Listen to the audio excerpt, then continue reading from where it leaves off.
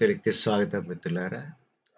ఈ రోజున మనం, మనం ఏదైతే ప్రాక్టీస్ చేస్తున్నామో ఈ యొక్క స్థాపత్య వేదము, ఇందులో మనం ఒక హౌసెస్ అనేది తీసుకునేటప్పుడు, ఈ యొక్క హౌసెస్‌ని మనం ఎంక్లోజ్ చేసే విధానం వల్ల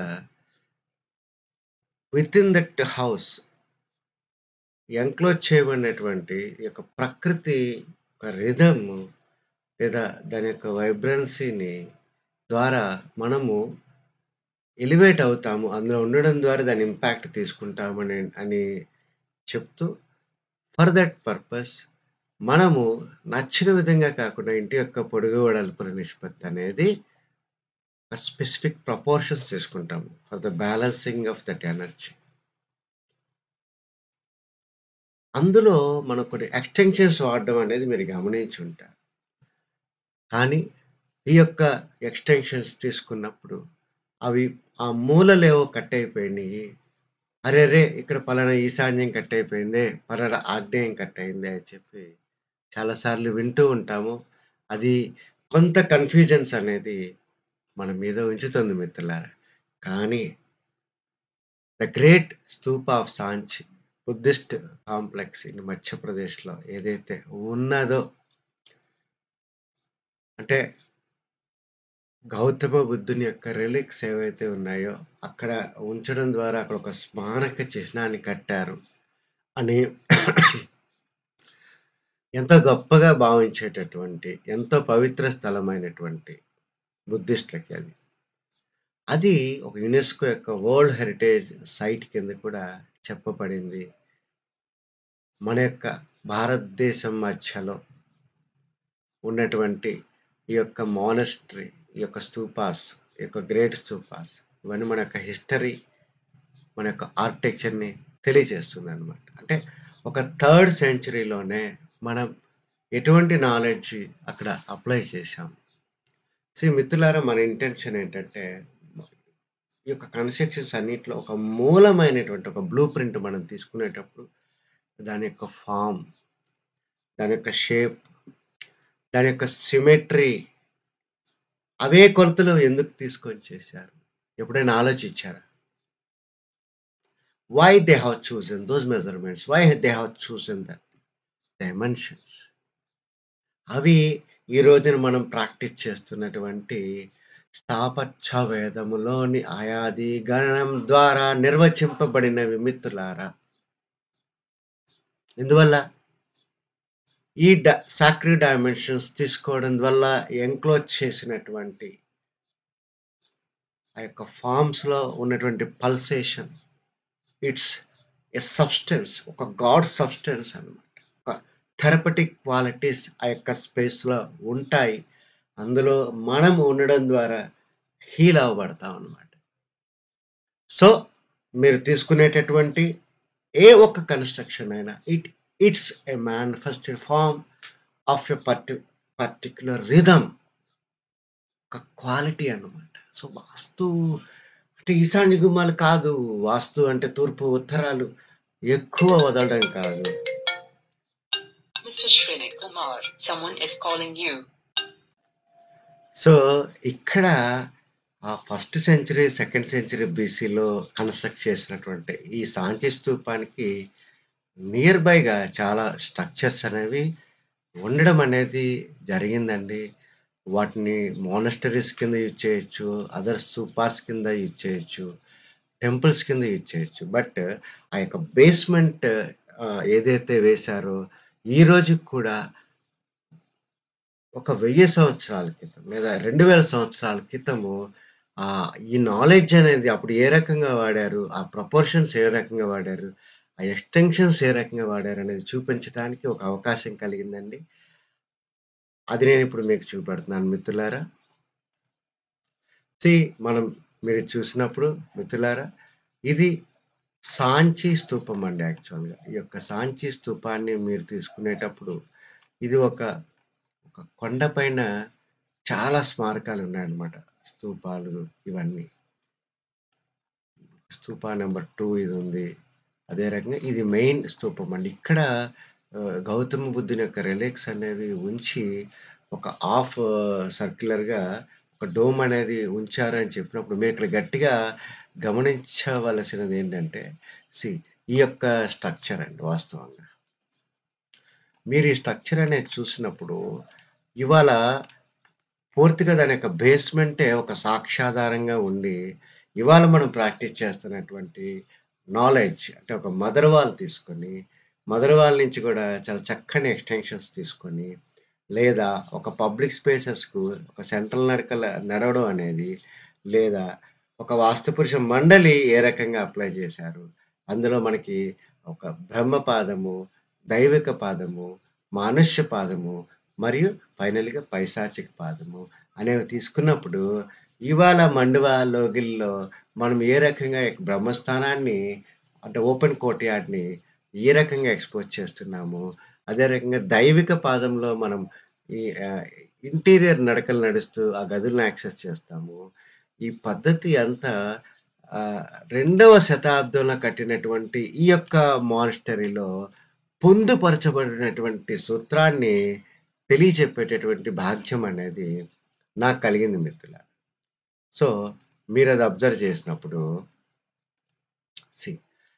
ఇక్కడ ఈ యొక్క కన్‌స్ట్రక్షన్ అనేది చూసినప్పుడు దీని యొక్క ఎగ్జాక్ట్‌గా మిడిల్ అనేది ఈ యొక్క స్తూపం గుండా వెళ్ళడం అనేది ఇక్కడ నేను గమనించడం అనేది జరిగింది. So, there should be some correlation between these 2 structures. అంటే అక్కడ నివసించేటటువంటి వ్యక్తులు చాలా హయ్యర్ అథారిటీగా ఆ యొక్క బౌద్ధ మతానికి సంబంధించినటువంటి ఉండే వ్యక్తులు చాలా క్లోజ్‌గా అక్కడ ఉండేవాళ్ళని తెలియజేస్తుంది.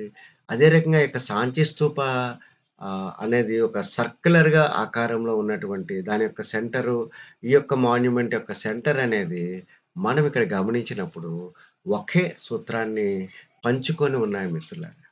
అంటే what are the energy of that stupa and what is the Brahmasutra of this structure what you are seeing, ఇవన్నీ ఒకే దీని మీద ఎలానే ఉన్నాయి మిత్రులారా. సో, దీని ద్వారా వాళ్ళు ఏం చెప్పాలనుకున్నారు మనకనేది మనం అర్థం చేసుకోవచ్చు. అదే రకంగా మీరు చూసినప్పుడు మిత్రులారా చూడండి, ఈ యెల్లోయిష్‌గా నేను చూపెట్టింది మన వాస్తు ధర్మంలో ఒక ఒక 4 వాల్డ్ ఎంక్లోజర్ తీసుకున్నప్పుడు విరివిగా వాడినటువంటి 1:1 ప్రపోర్షన్ మిత్రులారా. సో, ఇది ఫస్ట్ 2వ సెంచరీలో కట్టినటువంటి ఒక మానిస్టరీకి సంబంధించినటువంటి ఒక రిలిక్స్ అవశేషాలతో మనం ఈరోజు ఇచ్చేస్తున్నాం మిత్రులారా.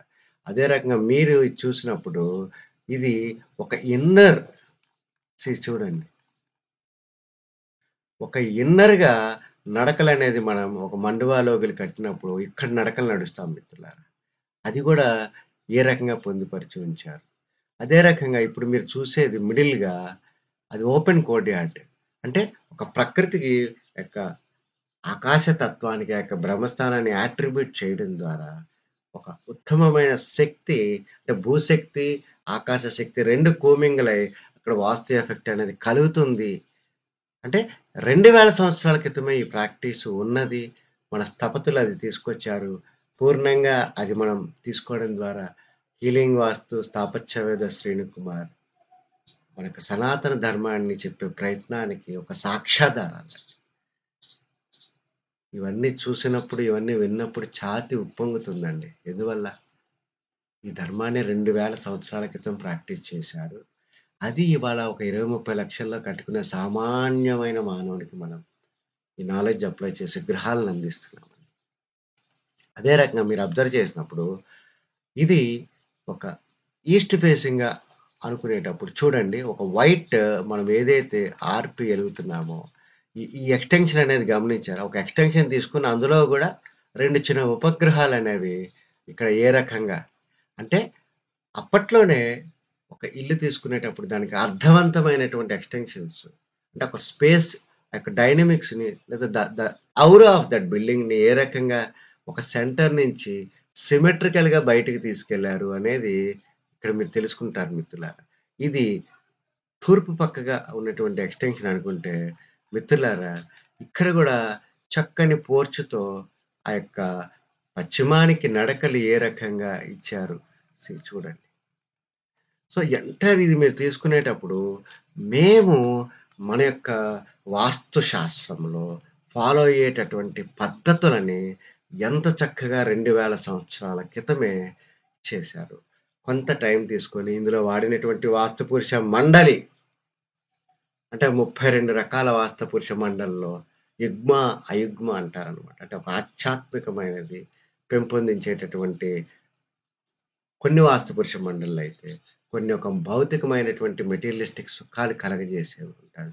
అందువల్ల అందులో నీకు ఏది కావాలి నాయన, యుగ్మ కావాలా, అయుగ్మ కావాలా? యుగ్మ అంటే నేను స్పిరిచువల్‌గా వెళ్తాను అన్న వాళ్ళకి ఒక యుగ్మ అనేది వేస్తాం.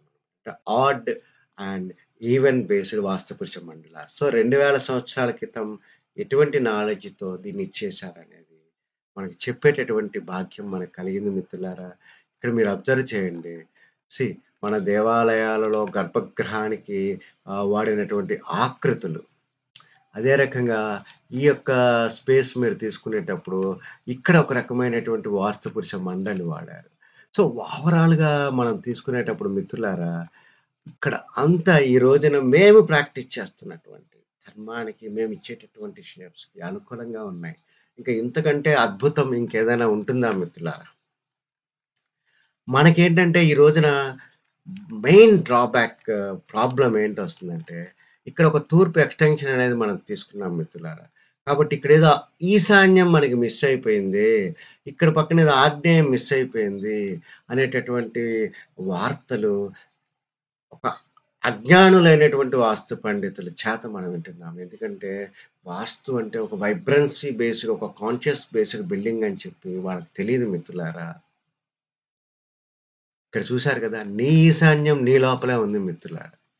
ఎందువల్ల అది మీకు ఇప్పుడు నేను ఒక చిన్న పాలిగాన్ వేయడం ద్వారా పూర్తిగా ఈ యొక్క స్క్వేర్ ఏ రకంగా ఉన్నది చూడండి మిత్రులారా.